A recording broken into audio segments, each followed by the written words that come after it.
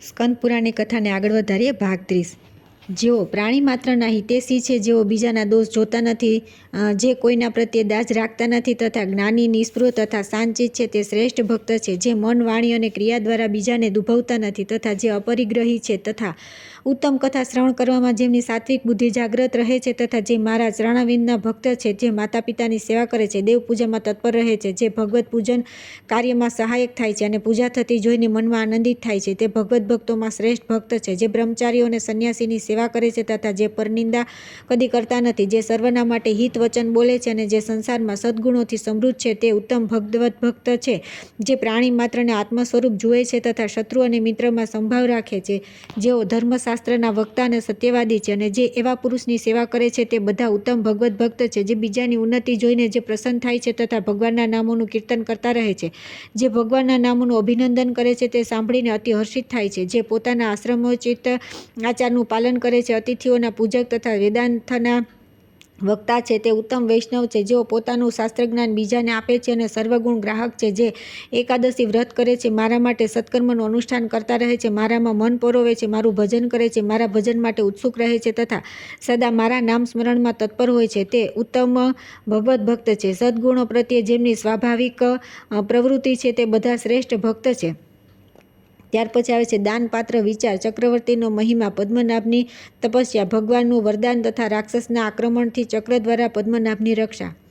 ઋષિઓએ પૂછ્યું કે હે ભગવાન, દાન કોને આપવું જોઈએ? દાનનો સમય કયો છે? સૂતજી બોલ્યા કે હે દ્વિજવરો, નપુંસક, પુત્રહીન, પાખંડી, વેદવેતાઓ તથા બ્રાહ્મણોનો દ્વેષ કરનાર અને પોતાના વર્ણાશ્રમોચિત કર્મનો ત્યાગ કરનાર પુરુષને આપેલું દાન નિષ્ફળ થાય છે. જે પરાઈ સ્ત્રીમાં આસક્ત રહે છે, બીજાના ધનનો જેના મનમાં બહુ લોભ છે, એવા બ્રાહ્મણને આપેલું દાન નિષ્ફળ થાય છે. જેના મનમાં અસૂયા, દોષ જોવાનો ભાવ છે, તે કૃતજ્ઞ અને માયાવી છે. જેનામાં જ્ઞાનનો અભાવ છે, જે સદા ભીખ માગનાર, જે હિંસક છે, જે નામ વિક્રય, વેદ વિક્રય, સ્મૃતિ વિક્રય તથા ધર્મ વિક્રય કરનારો છે અને બીજાને પજવવાનો જેનો સ્વભાવ છે, આવા બ્રાહ્મણને આપેલું દાન પણ નિષ્ફળ થાય છે. જે કોઈ પણ પાપમાં સામેલ રહે છે, તેને ન કંઈ આપવું જોઈએ કે ન તેનું કંઈ લેવું જોઈએ. ઉત્તમ કાર્યમાં તત્પર, શ્રોત્રિય, અગ્નિહોત્રી, આજીવિકા રહિત, દરિદ્ર તથા પરિવારવાળા બ્રાહ્મણને દાન આપવું જોઈએ. જે દેવતાઓની પૂજા કરે છે અને પુરાણોની કથા વાંચે છે, એવા બ્રાહ્મણને તેમાં પણ પ્રાય જે દરિદ્ર હોય તેને દાન આપવું યોગ્ય છે. પાખંડી, પતિત, સંસ્કાર ભ્રષ્ટ, વેદ વેચનાર, કૃતજ્ઞ તથા પાપ પરાયણ બ્રાહ્મણને કદી પ્રણામ ન કરવા. જે સ્નાન કરતો હોય, જેના હાથમાં સમિધા અને ફૂલ હોય, જેના હાથમાં જળપાત્ર હોય તથા જે ભોજન કરતો હોય, એવી વ્યક્તિને પ્રણામ ન કરવા. જે કલહપ્રિય, અત્યંત ક્રોધી, દમન કરનારો, જન સમુદાયની મધ્યમાં સ્થિત, ભિક્ષાનું અન્ન હાથમાં હોય તથા સૂતેલો હોય, તેને પણ પ્રણામ ન કરવા. રજસ્વલા, વ્યભિચારિણી, સૂતિકા, ગર્ભપાત કરનારી, વ્રતનો નાશ કરનારી તથા અત્યંત ક્રોધાવેશમાં હોય તેવી સ્ત્રીને કદી પ્રણામ ન કરવા. જે શ્રાદ્ધના નિયમોમાં નિયુક્ત હોય, દેવતાઓની પૂજા કરી રહ્યા હોય અથવા યજ્ઞ અને તર્પણ કરી રહ્યા હોય, એવા પુરુષને પણ પ્રણામ ન કરવા. જો શ્રાદ્ધના માટે કોઈ સુપાત્ર બ્રાહ્મણ ન મળે તો માત્ર સૂતરકાંતીને જનોઈ બનાવી આજીવિકા ચલાવનાર સદાચારી અને પુત્રવાન બ્રાહ્મણને શ્રાદ્ધ માટે નિમંત્રિત કરવા. જો તે પણ ન મળે તો પુત્રને અથવા નાના ભાઈને અથવા સ્વયંને શ્રાદ્ધમાં નિયુક્ત કરી શકાય. પુત્રહીન બ્રાહ્મણને કોઈ પણ સ્થિતિમાં શ્રાદ્ધ માટે નિયુક્ત ન કરવો. પૂર્વકાળમાં શ્રીવત્સ ગોત્રમાં ઉત્પન્ન પદ્મનાભ નામે એક જીતેન્દ્રિય બ્રાહ્મણ હતો. તે દયાળુ, વ્રતશીલ, સત્યવાદી, પ્રાણી માત્રને આત્મ સ્વરૂપે જોનાર તથા વિષય કામનાથી રહિત હતો. તે સર્વ પ્રાણીઓનો હિતૈષી, મન ઇન્દ્રિયોને વશમાં રાખનારો તથા બધા પ્રકારના દ્વંદ્વોથી રહિત હતો. કેટલાય વર્ષો સુધી તે સૂકા પાંદડા ખાઈને રહ્યો, કેટલાય સમય સુધી માત્ર જળ પીને રહ્યો, ઘણા વર્ષો સુધી માત્ર વાયુ પીને રહ્યો. આ પ્રમાણે મહામુનિ પદ્મનાભે 12 વર્ષ સુધી કઠોર તપસ્યા કરી. ત્યાર પછી ભગવાન લક્ષ્મીપતિએ પદ્મનાભની તપસ્યાથી સંતુષ્ટ થઈને તેમને પ્રત્યક્ષ દર્શન આપ્યા. શ્રી હરિએ પોતાના હાથમાં શંખ, ચક્ર, ગદા વગેરે ધારણ કર્યા. તેમના નેત્ર ખીલેલા કમળદળ જેવા શોભી રહ્યા હતા અને શ્રી અંગોની કાંતિ કરોડો સૂર્યને પણ લજવી રહી હતી. પદ્મનાભે આંખ ખોલીને શંખ ચક્રધારી શાંત સ્વરૂપ કરુણાસાગર વેંકટનાથ ભગવાન શ્રીનિવાસના દર્શન કર્યા. તેમને જોઈને મુનિએ આ પ્રમાણે સ્તુતિ કરી. શાંગ ધનુષ ધારણ કરનારા દેવાધિદેવ ભગવાન વેંકટેશ્વરને નમસ્કાર છે. નારાયણગીરી પર નિવાસ કરનારા આપ શ્રીનિવાસજીને નમસ્કાર છે. પાપનાશક સર્વવ્યાપી ભગવાન વિષ્ણુને નમસ્કાર છે. શેષાચલ નિવાસી આપ ભગવાન શ્રીનિવાસને નમસ્કાર છે. જે ત્રણેય લોકના સ્વામી, વિશ્વરૂપ, સર્વના સાક્ષી તથા શિવ અને બ્રહ્મ વગેરેના માટે પણ વંદનીય છે. જેમના નેત્ર કમળ જેવા છે, જે ક્ષીરસાગરમાં શયન કરે છે તથા જે દુષ્ટ રાક્ષસોનો સંહાર કરે છે, તે ભગવાન શ્રીનિવાસને નમસ્કાર છે. જેઓ ભક્તોના પ્રિયતમ, દિવ્ય સ્વરૂપ, દેવતાઓના સ્વામી તથા શરણાગતોના દુઃખ હરનારા, જે યોગીઓના પાલક, વેદોના જાણનાર તથા ભક્તોના પાપોનો નાશ કરનાર છે, તે શ્રીનિવાસ ભગવાન વિષ્ણુને નમસ્કાર છે. ચક્રતીર્થ નિવાસી પદ્મનાભ મુનિ દ્વારા આ પ્રકારની સ્તુતિ કર્યા પછી પરમ ઐશ્વર્યશાળી વિશ્વરૂપ દયાનિધાન વેંકટનાથ ભગવાન શ્રીનિવાસજી બહુ સંતુષ્ટ થયા અને બોલ્યા કે હે મહાભાગ, તમે મારા ચરણાવિંદના પૂજક છો. હે દ્વિશ્રેષ્ઠ, આ ચક્રતીર્થ તટ પર મારી પૂજા કરતા રહીને તમે એક કલ્પ સુધી નિવાસ કરો. આમ કહીને ભગવાન અંતર્ધ્યાન થઈ ગયા. ત્યાર પરથી પરમ બુદ્ધિમાન પદ્મનાભ મુનિ ચક્રતીર્થના કિનારે નિવાસ કરવા લાગ્યા. થોડા સમય પછી ત્યાં એક ભયંકર રાક્ષસ આવ્યો. તે ભૂખથી પીડિત થઈને નારાયણ પરાયણ પદ્મનાભ મુનિને ખાઈ જવા ઈચ્છતો હતો. તેણે બહુ વેગપૂર્વક બ્રાહ્મણને પકડી લીધો. ત્યારે તેમણે શરણાગતોના રક્ષક દયાસાગર ચક્રપાણી શ્રીનારાયણને પોકાર્યા અને વારંવાર આ પ્રમાણે કહ્યું કે હે પ્રભુ, રક્ષા કરો, રક્ષા કરો. હે વેંકટેશ દયાનિધાન, હે શરણાગત વત્સલ, હે પુરુષસિંહ, હે હું રાક્ષસોના વશમાં આવી ગયો છું, મારી રક્ષા કરો. હે લક્ષ્મીકાંત, હે દુઃખાહરી હરિ, હે વિષ્ણુદેવ, હે વૈકુંઠનાથ, હે ગરુડધ્વજ, આપે ગ્રાહની ચુંગાલમાં ફસાયેલા ગજરાજની જે રીતે રક્ષા કરી હતી તે જ પ્રમાણે રાક્ષસના આક્રમણનો ભોગ બનેલા મુજ ભક્તની રક્ષા કરો. હે દામોદર, હે જગન્નાથ, હે હિરણ્યકશિપુ દૈત્યનું મર્દન કરનારા નૃસિંહ પ્રહલાદજીની જેમ હું પણ રાક્ષસ દ્વારા અત્યંત પીડિત છું, તેથી તેમની જેમ આપ મારી પણ રક્ષા કરો. પદ્મનાભની આ પ્રમાણે સ્તુતિ સાંભળીને પોતાના ભક્તના ભયને દૂર કરવા ભક્તની રક્ષા માટે દયાનિધાન ચક્રપાણીએ પોતાના ચક્રને મોકલ્યું. ભગવાનનું તે ચક્ર અત્યંત વેગથી ચક્રતીર્થના તટ પર આવ્યું. તે અનંત સૂર્યની જેમ તેજસ્વી તથા અનંત અગ્નિની જેમ જ્વાલાઓથી પ્રજ્વલિત હતું. તેમાંથી બહુ મોટો ગડગડાટ થઈ રહ્યો હતો. મોટા મોટા અસુરોનો સંહાર કરનાર તે સુદર્શન ચક્રને જોઈને રાક્ષસ ભાગ્યો, પરંતુ સુદર્શને તેનું માથું કાપી નાખ્યું. રાક્ષસને પૃથ્વી પર પડેલો જોઈને વિપ્રવર પદ્મનાભ મુનિ અત્યંત પ્રસન્ન થઈને સુદર્શનની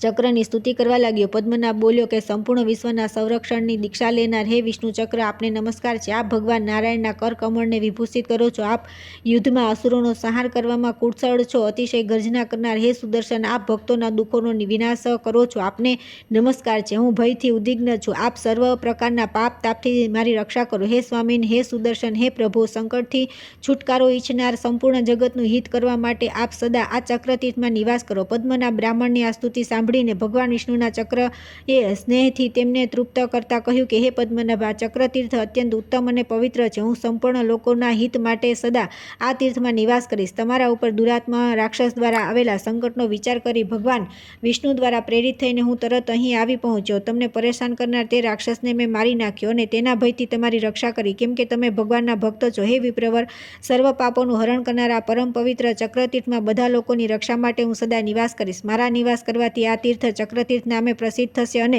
જે મનુષ્ય આ મોક્ષદાયક ચક્રતીર્થમાં સ્નાન કરશે તે બધાના પુત્ર પુત્રાદિ વંશજ નિષ્પાપ થઈને ભગવાન વિષ્ણુના પરમધામને પ્રાપ્ત થશે. આમ કહીને ભગવાન વિષ્ણુના સુદર્શન ચક્રએ પદ્મનાભ મુનિ તથા અન્ય બ્રાહ્મણોની સામે જ તે ચક્ર સરોવરમાં પ્રવેશ કર્યો. હે સોનકાદિ મહર્ષિઓ, આ પ્રમાણે મેં તમને બધાને ચક્રતીર્થનું મહાત્મ્ય કહી સંભળાવ્યું. જે મનુષ્ય એકાગ્રચિત્તે આ અધ્યાયને વાંચે છે તેને ચક્રતીર્થમાં સ્નાન કરવાનું ઉત્તમ ફળ પ્રાપ્ત થાય છે. ત્યાર પછી આવે છે સુંદર ગંધર્વનું વશિષ્ઠજીના શાપથી રાક્ષસ ભાવને પ્રાપ્ત થઈને ફરી તેનાથી મુક્ત થવું. ઋષિઓએ પૂછ્યું કે હે સૂતજી, તે રાક્ષસ કોણ હતા જેને ભગવાન વિષ્ણુના ભક્ત મહાત્મા બ્રાહ્મણને કષ્ટ આપ્યું? સૂતજી બોલ્યા કે હે બ્રાહ્મણો, પૂર્વકાળની વાત છે. શ્રીરંગ ક્ષેત્રમાં જે વૈકુંઠ જેવું ભગવાન વિષ્ણુનું વિશાળ મંદિર છે તેમાં વશિષ્ઠ અને અત્રિ વગેરે મહાતેજસ્વી મોક્ષના માટે વૈષ્ણવ ભક્તોને અભય પ્રદાન કરનારા દેવેશ્વર વિષ્ણુ ભગવાનની ઉપાસના કરતા હતા.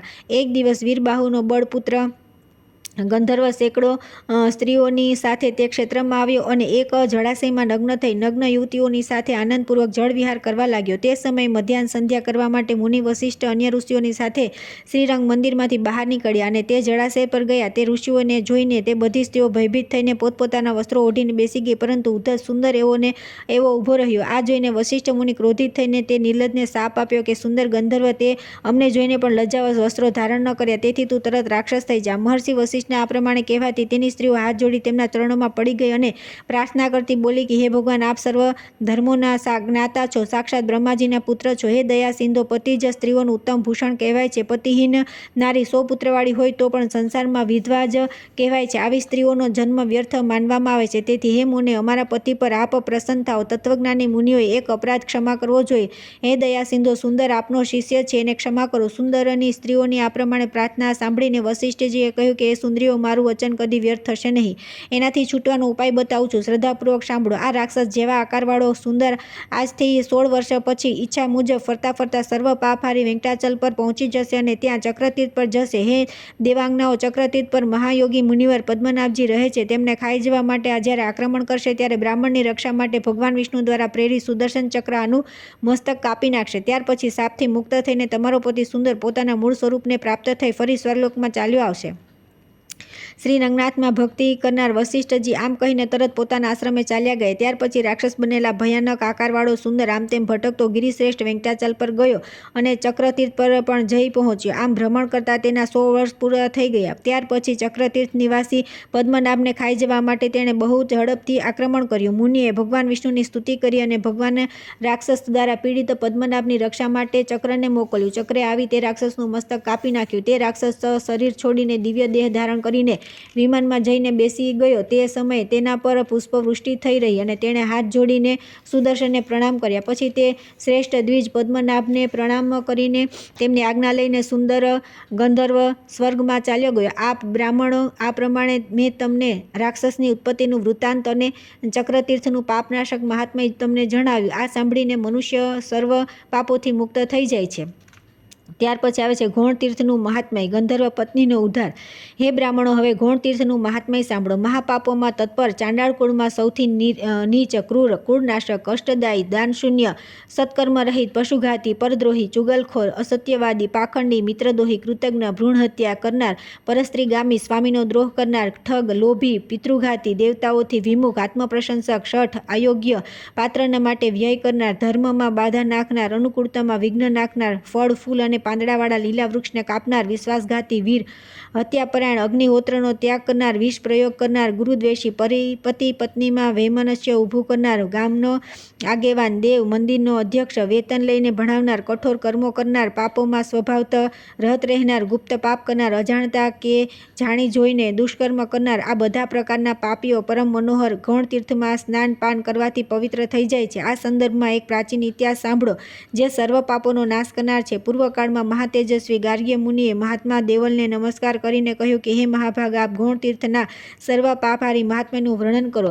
દેવલે કહ્યું કે હે મુને, તુમરુ નામનો ગંધર્વ પોતાની પતિવ્રતા પત્નીને શાપ આપીને આ તીર્થમાં સ્નાન કરી દયાનિધાન વેંકટેશ્વરની પૂજા કરવાથી પુનરાવૃત્તિ રહિત વિષ્ણુધામને પ્રાપ્ત થઈ ગયો હતો. તે વૃત્તાંત આ પ્રમાણે છે. એક દિવસ તુમરુ ગંધર્વે પોતાની પ્રિય પત્નીને આ પ્રમાણે કહ્યું કે હે દેવી, સર્વ પાતકર માઘ માસમાં સૂર્યોદયના સમયે આ તટ પર ભગવાન વિષ્ણુની પૂજા કરવી. તે માટે ગોબરથી આ જમીનને લીપી દો અને આ માઘ માસમાં દરરોજ માધવના માટે દીવાની વાટો બનાવો. ભગવાનને ભક્તિપૂર્વક ધૂપ સમર્પિત કરો. પવિત્ર થઈને ભગવાન માટે રસોઈ તૈયાર કરો અને મારી સાથે રહીને પરિક્રમા તથા નમસ્કાર વગેરે દ્વારા ભક્તિપૂર્વક ભગવાનની પૂજા કરો. દરરોજ ભગવાન વિષ્ણુની પુરાણ કથા સાંભળો. નિત્ય સવારે સ્નાન કરી યત્નપૂર્વક શ્રીહરિના ચરણામૃતનું પાન કરો. કૃષ્ણ, વિષ્ણુ, મુકુંદ, નારાયણ, જનાર્દન, અચ્યુત, અનંત અને વિશ્વાત્મન વગેરે ભગવાનના નામોનું સદા કીર્તન કર્યા કરો અને ક્રોધ, માત્સર્ય તથા લોભ વગેરેનો પરિત્યાગ કરીને વ્રત નિયમોનું પાલન કરો. આનાથી તમને ભવબંધનથી છુટકારો મળશે અને સનાતન વિષ્ણુધામની પ્રાપ્તિ થશે. સ્વામીની આ વાત સાંભળીને ગંધર્વની તે પ્રિય પત્નીએ ક્રોધપૂર્વક ઉત્તર આપ્યો, આર્યપુત્ર, માઘ માસમાં ઠંડી બહુ પડે છે. તે સમયે સવારે જ્યારે કે સૂર્યનો પ્રકાશ બહુ મંદ હોય, સૂર્યોદય સમયે કોઈ રીતે સ્નાન કરશો. તેથી તમારા બતાવેલા બધા કાર્ય મારાથી વારંવાર થઈ શકશે નહીં. તેથી સવારે તમારી સાથે હું સ્નાન નહીં કરું, કેમ કે વધારે ઠંડી હોવાથી જો મારું મૃત્યુ થઈ જાય તો તે સમયે તમે મને બચાવી શકશો નહીં. પત્નીની આ વાત સાંભળી તુમરુએ વિચાર્યું કે ધર્મ વિરુદ્ધ ચાલનાર પુત્રને, અપ્રિય વચન બોલનારી પત્નીને પણ બ્રાહ્મણ અને ઈશ્વરને ન માનનાર રાજાને તત્કાળ શાપ દ્વારા દંડ આપવો જોઈએ. આ નીતિ વચનનો વિચાર કરીને ગંધર્વે પોતાની સતી પત્નીને આ પ્રમાણે શાપ આપ્યો કે ઓ મૂઢે, 100 પાતકોનો નાશ કરનારા પરમ પુણ્યમય વેંકટાચલ પર ઘોણ તીર્થની સમીપ જે પીપળાનું વૃક્ષ છે તેની બોખલમાં તું દેડકી થઈ જા. પતિદેવની આ વાત સાંભળીને તે ગંધર્વ પત્ની તેના ચરણોમાં પડી ગઈ અને પ્રાર્થના કરવા લાગી. ત્યારે તુમરુએ તેને શાપ મુક્ત થવાની અવધિ જણાવી કે પોતાની ઇન્દ્રિયો પર વિજય પ્રાપ્ત કરનાર પરમ તપસ્વી મહાભાગ અગસ્ત્ય મુનિ જ્યારે માઘ માસની પૂર્ણિમાએ ઉત્તમ ગૌણ તીર્થમાં જઈ સ્નાન કરશે, તે જ પીપળા પાસે બેસીને શિષ્યોને ગૌણ તીર્થનું મહાત્મ્ય કહેશે. તે વખતે પીપળાની બખોલમાં એકાગ્ર ચિત્તે તમે તે મહાત્મ્ય સાંભળશો ત્યારે બધા પાપોનો નાશ કરીને મને આવીને મળશો. ગંધર્વને આ પ્રમાણે કહ્યા પછી તેની ધર્મપત્ની ચૂપ થઈ ગઈ. સ્વામીના શાપથી તેણે દેડકીના શરીરમાં પ્રવેશ કર્યો અને શોષાચલના શિખર પર ગૌણ તીર્થ ના દક્ષિણે આવેલા તે પીપળાના વૃક્ષની બોખલમાં જઈને રહેવા લાગી. ત્યાર પછી એકવાર અગસ્ત્યજી મનોહર વેંકટાચલ પર ગયા. ત્યાં તેમણે સ્વામી તીર્થમાં સ્નાન કરી વહાર સ્વામીને નમસ્કાર કર્યા. ત્યાર પછી તે તીર્થના દક્ષિણે વેંકટેશ્વરજીના મંદિરમાં જઈને વેદો દ્વારા જાણવા યોગ્ય વિશાળ નેત્રવાળા સનાતન દેવાધિદેવ દયાનિધાન શ્રીનિવાસજીને વંદન કર્યા. ત્યારબાદ તેઓ ગૌણ તીર્થમાં ગયા અને ત્યાં શિષ્યોની સાથે તે શ્રેષ્ઠ તીર્થમાં સ્નાન કરીને તે જ પીપળાની છાયામાં જઈને બેઠા. તે સમયે તેમણે શિષ્યોને ભક્તિપૂર્વક ગૌણ તીર્થનું પવિત્ર મહાત્મ્ય કહ્યું, જે બ્રહ્મહત્યા નિવારક તથા તમામ મંગળો તથા સમગ્ર સંપદાઓને આપનારું છે. તે મહાત્મયને સાંભળીને તે દેડકી પૂર્વવત ગંધર્વ પત્નીના મનોહર સ્વરૂપને પ્રાપ્ત થઈને યોગી અગસ્ત્યના ચરણોમાં પડી ગઈ અને બોલી કે હે યોગીઓમાં શ્રેષ્ઠ દયાનિધાન અગસ્ત્યજી, મારી રક્ષા કરો, રક્ષા કરો. હે બ્રહ્મન, હું પતિની આજ્ઞાનું ઉલ્લંઘન કરનારી સ્ત્રી છું, દયા કરીને મારી રક્ષા કરો. અગસ્ત્યજી બોલ્યા કે હે દેવી, તમારા પતિની બુદ્ધિ બહુ તીક્ષ્ણ છે. તેમણે રોષમાં આવીને તેમને જે શાપ આપ્યો છે તે પતિના વચનોનો વિરોધ કરનારી તમારા જેવી સ્ત્રી માટે ઉચિત જ છે. જે સ્ત્રી પોતાના પતિના વચનોની અવગણના કરીને પોતાની ઈચ્છાનુસાર વર્તન કરે છે તે જ્યાં સુધી ચંદ્રમા અને તારાઓ છે ત્યાં સુધી ઘોર નરકમાં નિવાસ કરે છે. સ્ત્રીઓ માટે સ્વતંત્રતા ઉચિત નથી. તેમણે પતિની આજ્ઞાનું ઉલ્લંઘન ન કરવું જોઈએ. સ્ત્રીઓ પતિની સેવા તથા પતિવ્રતા ધર્મ વડે જ ભગવાન વિષ્ણુના પરમધામમાં જાય છે. સ્ત્રીઓ માટે પતિ જ માતા છે, પતિ જ વિષ્ણુ છે, પતિ જ બ્રહ્મા છે, પતિ જ શિવ છે, પતિ જ ગુરુ છે તથા પતિ જ તીર્થ છે. આવું વિદ્વાન પુરુષો માને છે. પતિની વાત ટાળીને જે સ્ત્રી બીજા સત્કર્મોમાં લાગી રહે છે તે પણ યોગ્ય નથી. તે જ સ્ત્રી જ્યારે પતિની પ્રેરણા અનુસાર ચાલે છે, પતિની બુદ્ધિને આધીન રહે છે અને પતિના ચરણાવિંદના પવિત્ર જળથી પોતાનો અભિષેક કરે છે ત્યારે ભગવાનને પ્રિય થાય છે. તેથી તમારો કરેલો દોષો જ તમને આ શાપ રૂપે પ્રાપ્ત થયો. તેને અહીં ભોગવીને ગૌણ તીર્થના મહાત્મ્ય સાંભળતા સાંભળતા તમારી તે શાપથી મુક્તિ થઈ ગઈ અને પૂર્વવત તમને સુંદર અંગોવાળું નારીરૂપ પુનઃ પ્રાપ્ત થઈ ગયું. તેથી વિદ્વાન પુરુષ ગૌણ તીર્થને પરમ પવિત્ર માને છે. જે મનુષ્ય બધા પાપોનો નાશ કરનાર આ ઇતિહાસનું શ્રવણ કરે છે તે વાજપેયી યજ્ઞનું ફળ પામે છે અને તેને સનાતન વિષ્ણુલોકની પ્રાપ્તિ થાય છે. ત્યાર પછી આવે છે વેંકટાચલના મુખ્ય તીર્થોનું વર્ણન, પુરાણ શ્રવણનો મહિમા અને નિયમ તથા અર્જુનની તીર્થયાત્રા. ઋષિઓએ પૂછ્યું કે હે પુરાણીઓમાં શ્રેષ્ઠ સૂજ્યા, વેંકટાચલ પર ઉત્તમ ધર્મ પ્રત્યે અનુરાગ ઉત્પન્ન કરનારા મુખ્ય તીર્થ કેટલા છે? જ્ઞાનદાયક ક્યાં છે? ભક્તિ અને વૈરાગ્ય આપનારા ક્યાં છે? અને ક્યાં મોક્ષ પ્રદાતા છે? તે બધાનું વર્ણન કરો. સૂતજી બોલ્યા કે ઉત્તમ વ્રતનું પાલન કરનારા શૌનક, આ શ્રેષ્ઠ પર્વત પર મુખ્ય 108 તીર્થો આવેલા છે. જે ઉત્તમ ધર્મમાં અનુરાગ પેદા કરનારા આ 108 તીર્થમાં 60 તીર્થ ભક્તિ અને વૈરાગ્યપ્રદ છે અને આ વેંકટાચલના શિખર પર 6 તીર્થ મુક્તિપ્રદ મનાયા છે, જેમના નામ આ પ્રમાણે છે: સ્વામી પુષ્કરિણી, આકાશગંગા, પાપ વિનાશન, પાંડુ તીર્થ, કુમાર ધારિકા તીર્થ અને તુંબુ તીર્થ. જે મનુષ્ય આ તીર્થોના મહાત્મ્યની સાથે ભગવાન વિષ્ણુની ભુવન પાવની કથાનું સર્વદા શ્રવણ કરે છે તે આ લોકમાં અવશ્ય ભગવાન વિષ્ણુના ભક્ત થઈ જાય છે. સંપૂર્ણ ભુવનોને પવિત્ર કરનારી શ્રી વિષ્ણુ કથાનું સદા શ્રવણ કરવામાં જો કોઈ સમર્થ ન હોય તો તે 2 ઘડી, 1 ઘડી અથવા 1 ક્ષણ પણ જે ભક્તિપૂર્વક આનું શ્રવણ કરે છે તેની કદી દુર્ગતિ થતી નથી. તમામ યજ્ઞો અને દાનોથી જે ફળ પ્રાપ્ત થાય છે તે જ ફળ મનુષ્ય એકવાર પુરાણ કથાનું શ્રવણ કરવાથી પ્રાપ્ત કરી લે છે. પુરાણોનું શ્રવણ અને ભગવાન વિષ્ણુના નામોનું કીર્તન, આ 2 જ મનુષ્યના પુણ્યરૂપી વૃક્ષના મહાન ફળ છે. જો કોઈ બહુ પ્રયત્ન કરી અમૃત પાન કરી લે તો પણ તે એકલો જ અજર અમર થઈ જશે, પરંતુ ભગવાન વિષ્ણુનું કથારૂપ અમૃત તો સમસ્ત કુળને અજર અમર બનાવી દે છે. પુરાણોનો જાણનાર વિદ્વાન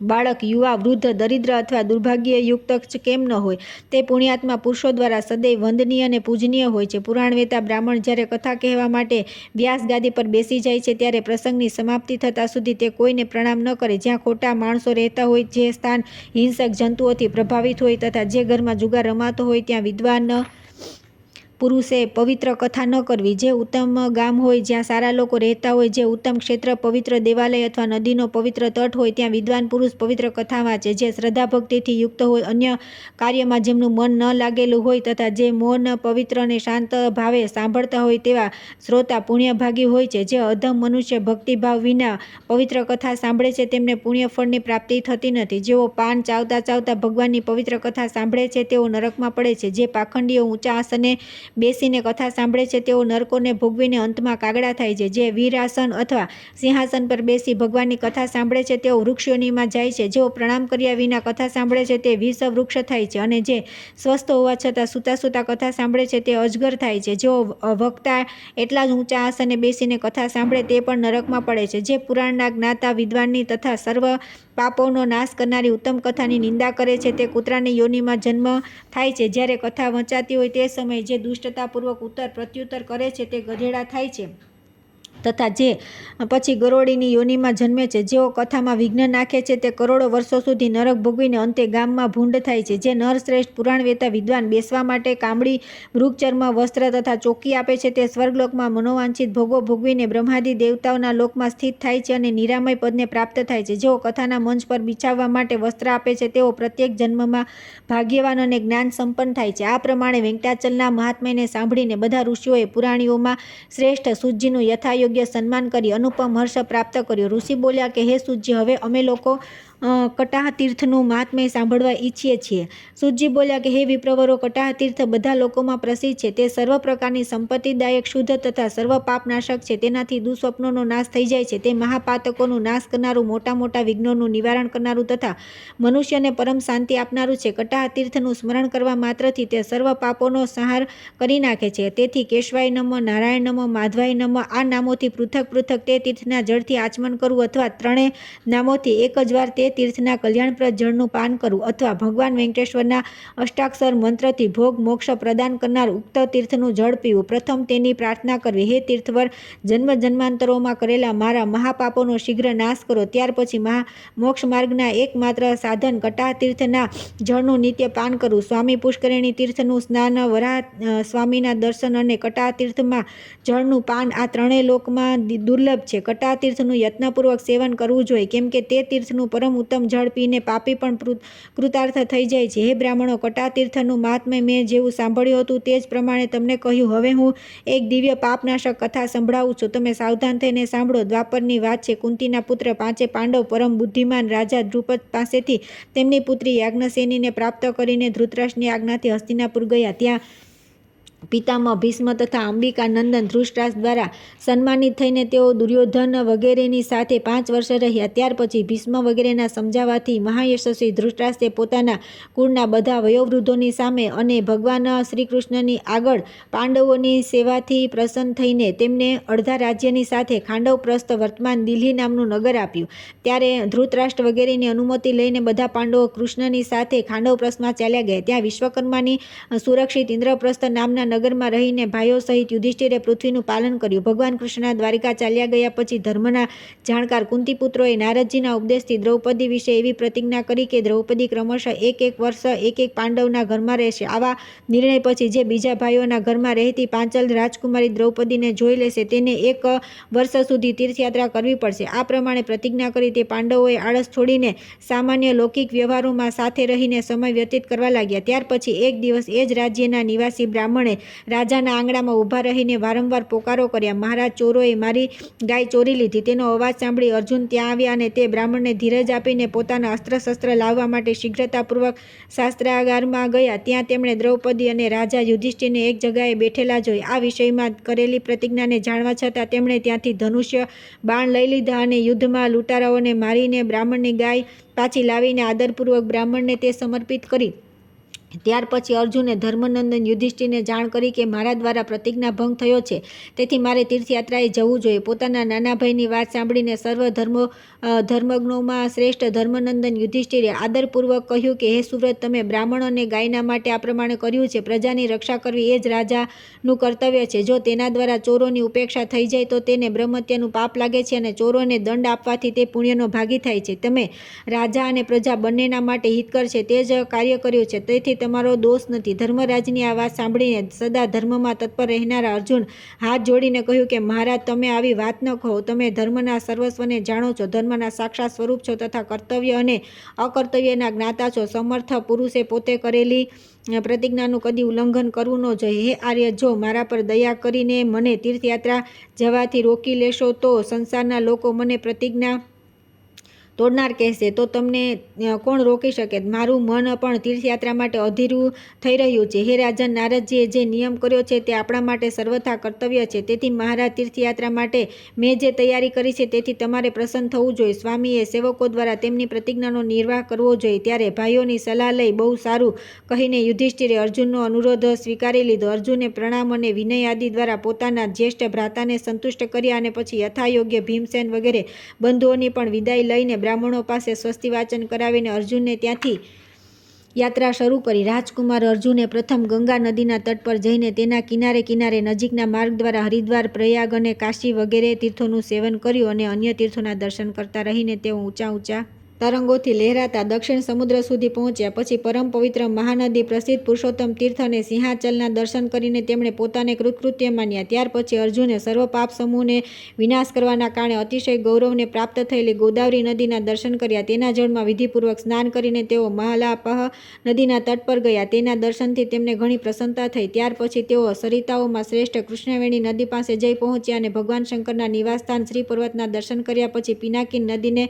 પાર કરીને દેવતાઓ અને ઋષિઓ દ્વારા સેવિત વેંકટાચલ પર્વતના દર્શન કર્યા, જ્યાં ભગવાન નારાયણનો પ્રિય નિવાસ છે. તે પર્વતના શિખર પર સ્થિત સંપૂર્ણ લોકોના એકમાત્ર સ્વામી સુપ્રસિદ્ધ ભગવાન શ્રીહરિનું અર્જુને કલ્યાણની સિદ્ધિ માટે ભક્તિપૂર્વક પૂજન કર્યું. ત્યાર પછી મહાપર્વત વેંકટાચલના શિખરથી ઉતરીને તેમણે સિદ્ધો અને મુનિઓના સમુદાયથી સેવિત સુવર્ણમુખરી નામવાળી નદીના દર્શન કર્યા, જેને મુનિવર અગસ્ત્યજી અહીં લઈ આવ્યા હતા.